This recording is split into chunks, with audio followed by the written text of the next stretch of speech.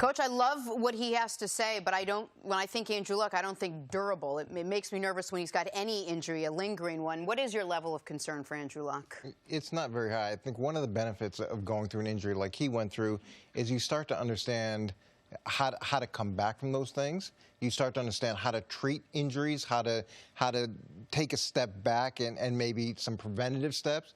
And when you're young, you're so programmed to push through everything. And sometimes as you get older, the best thing you can do The reason why we're programmed, because we've got coaches like you from the time we're little. Listen, buddy, suck it up. Get out there. You need to know the difference between pain and injury. It's a fine line, and as you get older, you start to understand that. I don't love the comparison to Kevin Durant. I think as soon as you put that out there, everybody assumes that this is a lot more serious than it is.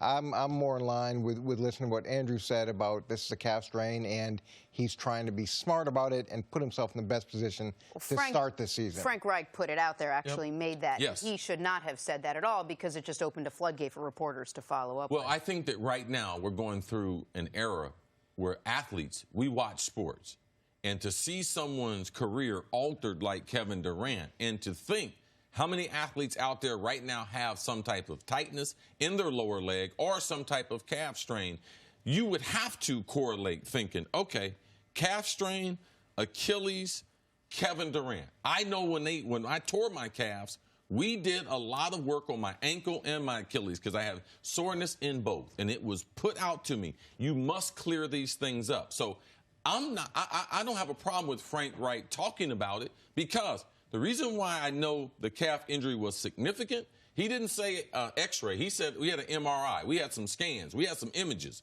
So that lets you know that there was some seriousness to it.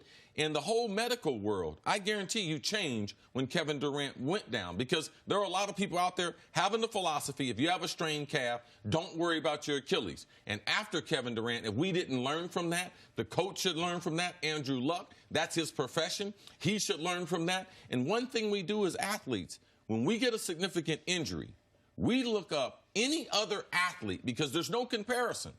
Normally when I go to the doctor tells me, oh, you have 4 to 6 weeks. Well, that might be for the weekend warrior. That might be for the normal person.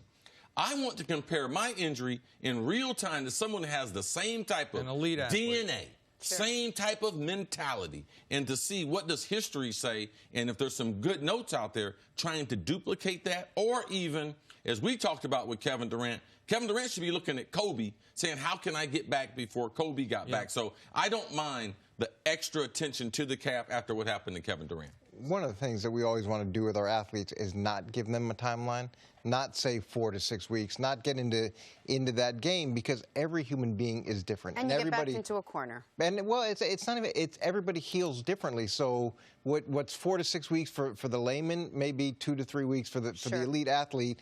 But sometimes if you put a timeline in somebody's head, they think, I've got to stay out 6 weeks, or I've got to stay out 4 weeks, or I need to come back in 2. And that's not fair either. Both of those ways. And we should mention that Andrew Luck himself said, I'll be ready to go when the regular season starts. Assume he comes back, he's healthy. How good could Andrew Luck be? What is his ceiling, Nick? Well, listen, he's had the talent of a league MVP since basically year 3 of his career, and then starting in year 4, he started to deal with that shoulder injury. And I think right now is the appropriate time, because I don't think you're going to bump into Andrew Luck. I think you should look into the camera and apologize to him for criticizing him. She asked what the ceiling is. First is an apology. Okay, all right, well, I was getting there, my friend. But so Andrew Luck is, of all athletes across sports, the one that I feel most badly about the way I evaluated in the mid part of his career, because he was so hyped coming out of college. He was the best prospect since John Elway. The Colts said, hey, Peyton, we'll see you later. We got the next Peyton. And Jim Irsay then said, man, if Andrew Luck's career ends like Peyton's with just 1 Super Bowl, it's a failure. And I saw this team be good, but not great. And I saw Luck show the full potential in year 3, and then in year 4 not be able to duplicate it. Year 5 not be able to duplicate it. And what I didn't know was he was playing almost literally with an arm tied behind his back. And we saw last year, after he missed a full season, after he had the first month and a half of season to knock off the rust, how good he actually is. That year 3 version, except smarter, and now with a good offensive line and a defense that actually knows what it's doing. Better front office, better coaching staff, and from week 7 until the Chiefs whooped them, they were the best team in the NFL in almost every category. They allowed the fewest sacks. The defense was awesome. Luck was spectacular. And so I do feel badly because I was out here on Colin Cowherd's show comparing his career to Ryan Tannehill. My first ever blind reveal was that one. And now that one looks dumb, and I get that. But I didn't know he was hurt. And this was where athletes get a bum rap for playing through injury. You're better off to say, man, I can't play, than say, no, I'll gut through it, because you got people like me that don't know you're hurt and say, you saw last year with Cam Newton. Absolutely. How good are you really? So what do I think his ceiling is? I think his ceiling's league MVP and their ceiling's winning a Super Bowl. Like, I think they have a really, really good team in place. I like the draft pick of Paris Campbell. The offensive line is extraordinary. The defense is good enough. And Luck's the guy that you've been saying he is the whole time I've known him. And, Coach, I don't think you're more impressed with the front office, how they've managed it, how they didn't overspend, how they didn't overreact to L. Bell, and his overall recovery.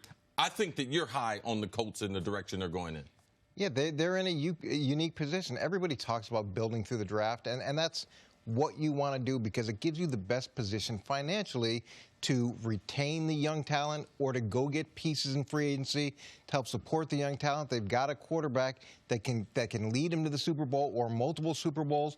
And here they are with 7 draft picks on defense, on a defense that was already pretty good. Plus they added some draft picks on the offense, and they still have the most salary cap space in the league. Yes. That's a pretty good position to be in long term. So I like that. Now, the question I have is, did they address the medical staff there? The way that injury was handled last time, you know, that's an area where when they evaluate this injury, is it the same group that was evaluating the last injury, or have they made some strides there? That's a couple things. I'd be looking at that. Watch their right tackle, Brandon Smith. He could be a liability. And see if the numbers as far as sacks go up this year. I believe that they will. Andrew Luck was so good last year getting rid of the football that maybe that offensive line is not as good as the quarterback. He prevented a lot of those sacks by getting rid of the football. And, Coach, you see what I just did right there? I hope it's a good template for you, because in about 12 months, you're going to have to look in that camera and do the same thing for Patrick Mahomes. Just letting you know. Thanks for watching. Subscribe here to get the latest from the show. Also, be sure to check out more of the best clips from First Things First, or go watch a few segments from our other shows on FS1.